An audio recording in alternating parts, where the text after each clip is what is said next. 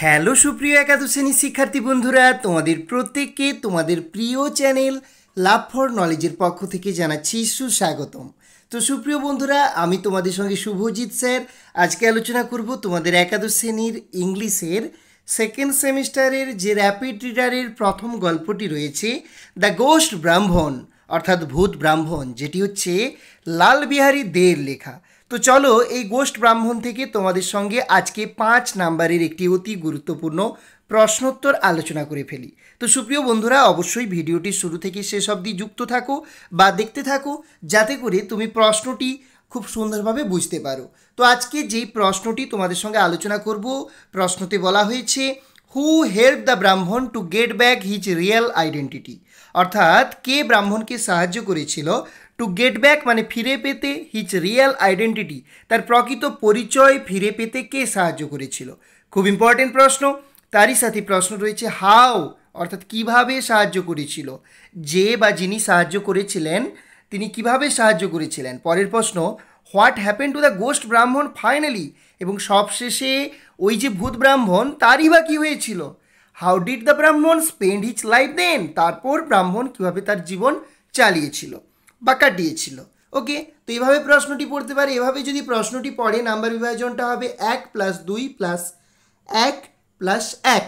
ওকে, বা ডিরেক্ট তোমাকে 5 নাম্বার এর আকারেও প্রশ্নটি দিতে পারে। তো 5 নাম্বারের প্রশ্ন হিসেবে দিলে এভাবে ডিরেক্ট প্রশ্ন দেবে, how did the neat heart king solve the case of the Brahmin, কীভাবে সেই নিট হার্ট কিং অর্থাৎ রাখাল রাজা solve the case of the Brahmin, অর্থাৎ ব্রাহ্মণের এই যে তোমার রিয়েল আইডেন্টিটি ফিরে পাওয়ার যে বিষয়টা কিভাবে সলভ করেছিল, মানে ব্রাহ্মণের যে সমস্যা সেগুলোকে কিভাবে সমাধান করেছিল ওই রাখাল রাজা। ওকে, তো এটা হচ্ছে মডেল সেট কোশ্চান 2024-এর একটি model set approve question second সেমিস্টারের জন্য। খুব ইম্পর্টেন্ট প্রশ্ন, অবশ্যই তোমরা প্রশ্নটি দেখে যাবে। তো চলো আমরা প্রথম প্রশ্নের উত্তর দেখে নিচ্ছি, হু help the Brahmin to get back his real identity. তাহলে উত্তর কী হবে সুপ্রিয় বন্ধুরা? উত্তর হবে দ্য নিড হার্ট কিং অর্থাৎ রাখাল রাজা হেল্প দ্য ব্রাহ্মণ, ব্রাহ্মণকে সাহায্য করেছিল to get back his real identity, তার প্রকৃত পরিচয় ফিরে পেতে, তার প্রকৃত পরিচয় বা প্রকৃত আইডেন্টিটি পরিচয়পত্র ফিরে পেতে রাখাল রাজা ব্রাহ্মণকে সাহায্য করেছিল। ওকে সুপ্রিয় বন্ধুরা, চলে যাচ্ছি পরবর্তী প্রশ্নতে, হাউ কিভাবে সাহায্য করেছিল। তো চলো, এটা 2 মার্কের একটা প্রশ্ন।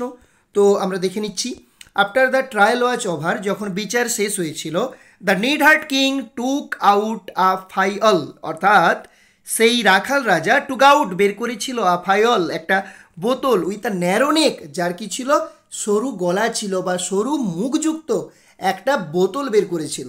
হি সেড দ্যাট, সে বলেছিল যে বা তিনি বলেছিলেন যে who ever would enter the file, অর্থাৎ যে এই বোতলে প্রবেশ করতে পারবে, would be the rightful owner of the house, সে হবে এই বাড়ির ন্যায়সম্মত, রাইটফুল মানে কি আইনসম্মত বলতে পারো, বা ন্যায়সম্মত ওনার মানে মালিক।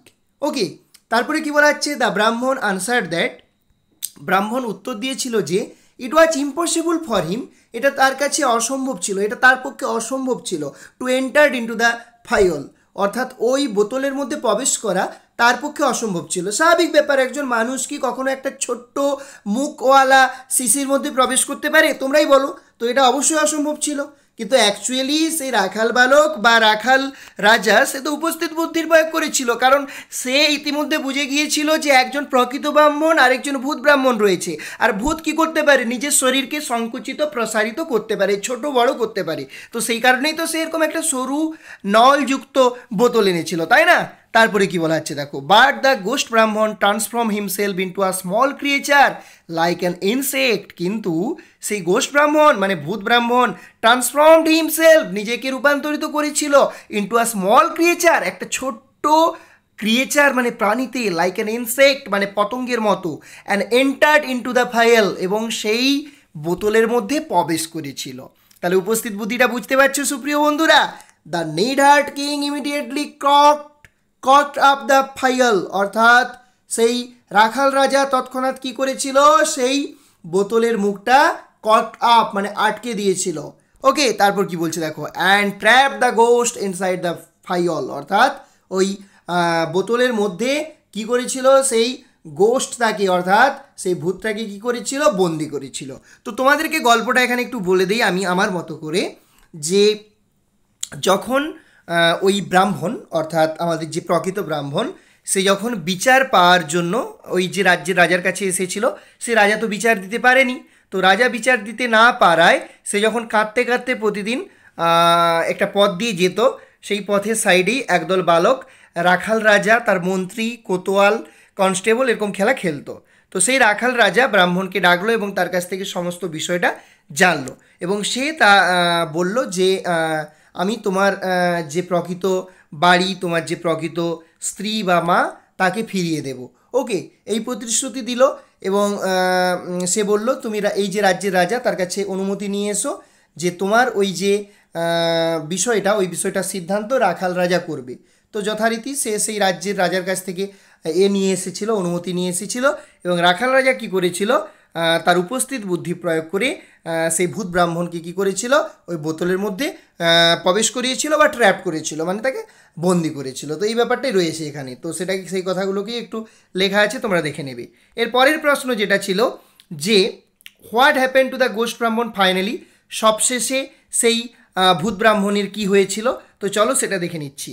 The neatherd king then asked the Brahmin to throw away the phial into the sea and to take position of his house.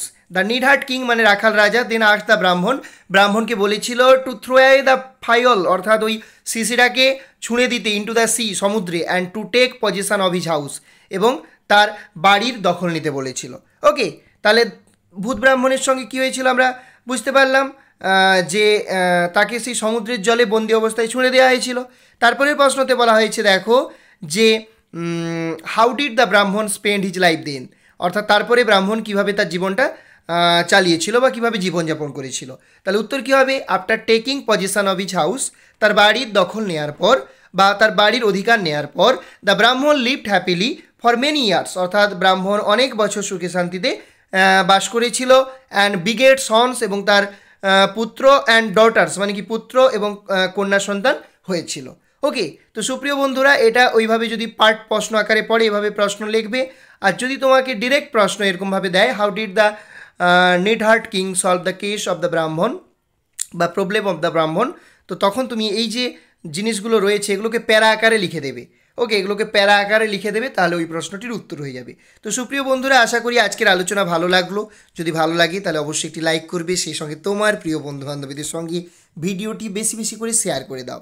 আমাদের চ্যানেলে নতুন হয়ে থাকলে অবশ্যই চ্যানেলটি সাবস্ক্রাইব করে আমাদের চ্যানেলের সদস্য হয়ে যাও এই ধরনের ভিডিওগুলো সবার আগে পাওয়ার জন্য।